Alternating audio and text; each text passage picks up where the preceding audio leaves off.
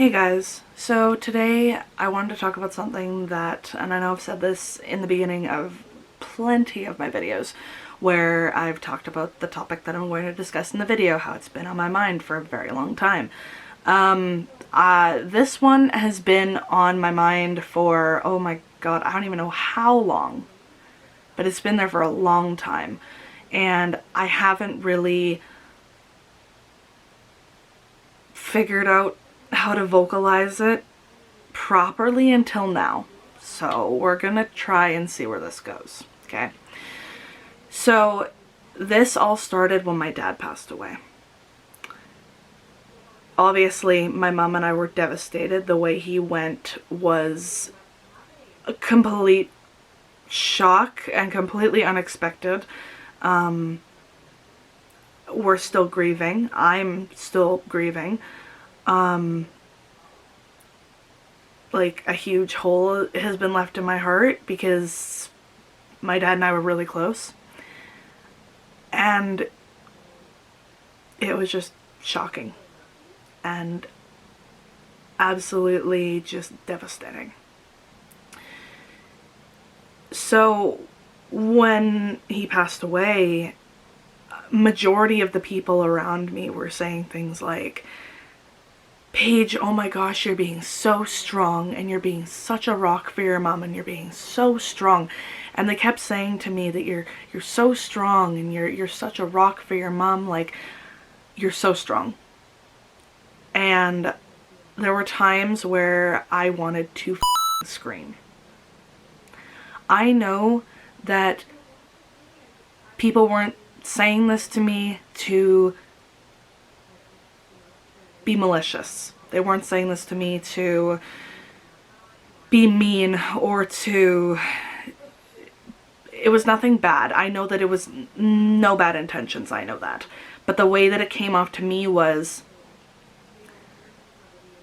I had to be so strong. I had to be the rock for my mother. I had to be the strong one. And with that in mind, I felt as if I wasn't able to have my own time to grieve, because from what I got, everybody's, perception of me and what they saw, I had to be the strong one.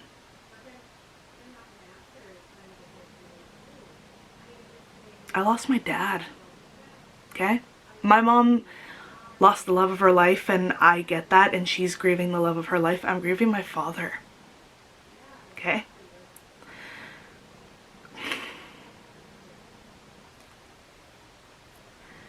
I'm grieving my best friend.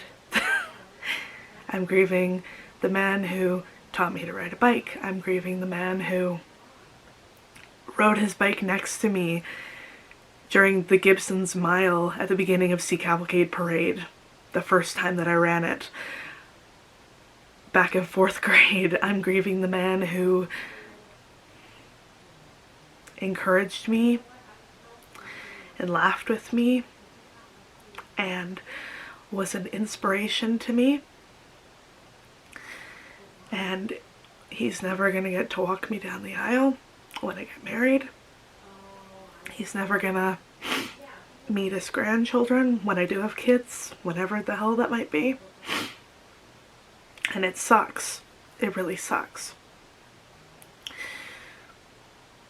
But anyways, what I'm trying to say is I am allowed to grieve. I am allowed to have sad days. I'm allowed to cry. I'm doing it right now. I'm allowed to cry. I'm allowed to be vulnerable. I thought for the longest time that being sad and grieving and crying was a sign of weakness, because people were constantly saying to me, you need to be strong. You're the strong one for your mother. You're the rock. And it was an internal battle with me, because I was like, I want my time to grieve. I want my time to grieve my dad.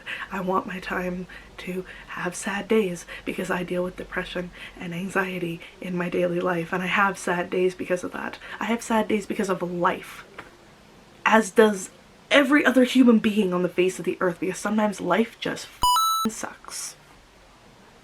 So we have sad days because of life.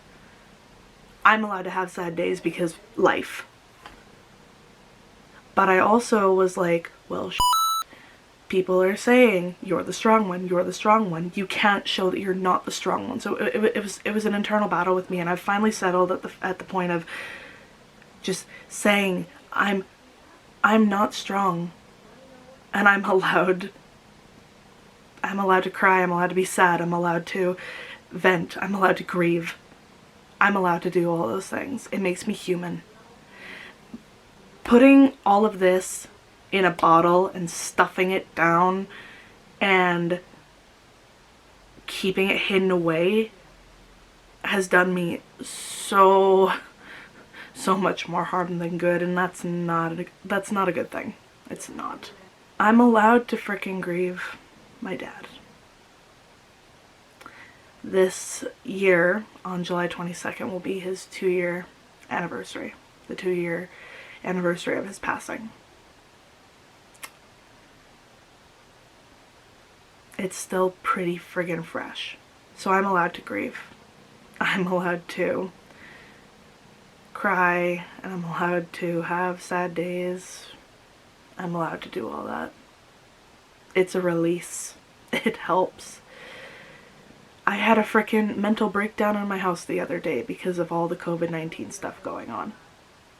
I literally was sitting there watching the news, and I was seeing the death count rise in areas all over the world, and I was seeing the confirmed cases list rise places all over the world, and I just lost my because it was that combined with cabin fever and social isolation, or rather self-isolation, but still isolation nonetheless, because even though I, thought that I was quite, introverted in certain aspects, apparently I'm more extroverted than I thought I was, and humans are social beings. We, require social connections. We require human contact. I'm a huggy person. Look, I hug my dog. I love my dog. I hug my dog. I love giving my friends hugs. Lindsay, Rory, Danny, Megan. I can't hug them.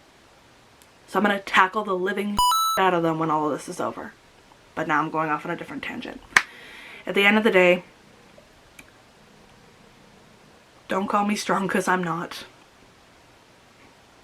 I try to be at times, but I need my time to just grieve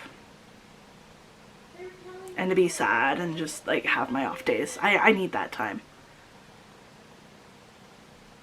I appreciate that people think that I'm strong, but the reality of it is I'm not.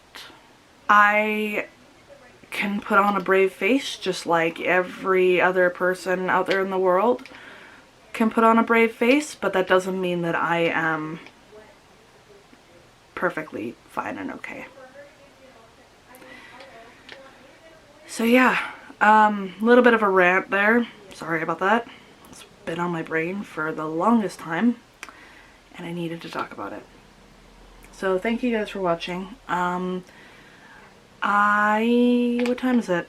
9:41. My god, I'm actually exhausted because I stayed up way too late the other night. So I'm gonna go and watch some Disney Plus and eventually go to bed. Stop playing with my camera case.